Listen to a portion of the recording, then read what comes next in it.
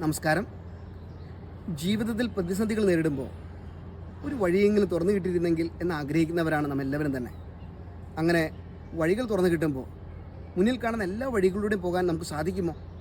ഇല്ല എന്നാണ് സുവിശേഷം നമ്മെ ഓർമ്മപ്പെടുത്തുക. അതുതന്നെയാണ് ക്രിസ്തുമസിൻ്റെ സന്ദേശവും. കാരണം ഉണ്ണീശു ജനിച്ചു വീഴുന്ന മാത്രയിൽ ഈശോയെ കാണാൻ വേണ്ടി വരുന്ന ആ ജ്ഞാനികൾ തങ്ങളുടെ മുൻപിൽ തെളിഞ്ഞു കാണുന്ന എല്ലാ വഴികളിലൂടെയും അവർ പോകാൻ തയ്യാറായില്ല എന്നുള്ളതാണ്. മറിച്ച് മാലാഖമാർ പറഞ്ഞു കൊടുക്കുന്ന, അവർ കാണിച്ചു കൊടുത്ത വഴിയിലൂടെയാണ് അവർ യാത്രയാവുക. യോസേപ്പിതാവിൻ്റെ ജീവിതത്തിൽ മറ്റൊന്നല്ല നടക്കുക.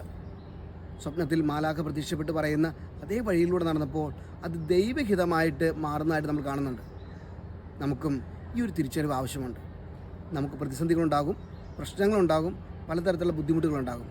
അവിടെയൊക്കെ പല വഴികൾ തുറന്നു കിട്ടാൻ സാധ്യതയുണ്ട്. പക്ഷേ എല്ലാ വഴികളും നല്ല വഴികളല്ല എന്ന് നമ്മൾ തിരിച്ചറിയുക. അതുകൊണ്ട് തന്നെ നല്ല വഴികളെ തിരിച്ചറിഞ്ഞ് അത് ദൈവഹിതമായിട്ട് സ്വീകരിച്ച് നമ്മൾ മുന്നോട്ട് പോകുമ്പോൾ നമ്മളും ഒട്ടും താമസിയാതെ തന്നെ ബെത്ലഹേമിൽ എത്തിച്ചേരും, പുൽത്തൊഴുത്തിൽ എത്തിച്ചേരും, ഉണ്ണീശോയുടെ അടുത്തായിരിക്കുകയും ചെയ്യും. അതിനായി നമുക്ക് പരിശ്രമിക്കാം. ഈ ആഗമനവേളയിൽ ദൈവം നമ്മെല്ലാവരെയും സമൃദ്ധമായിട്ട് അനുഗ്രഹിക്കട്ടെ.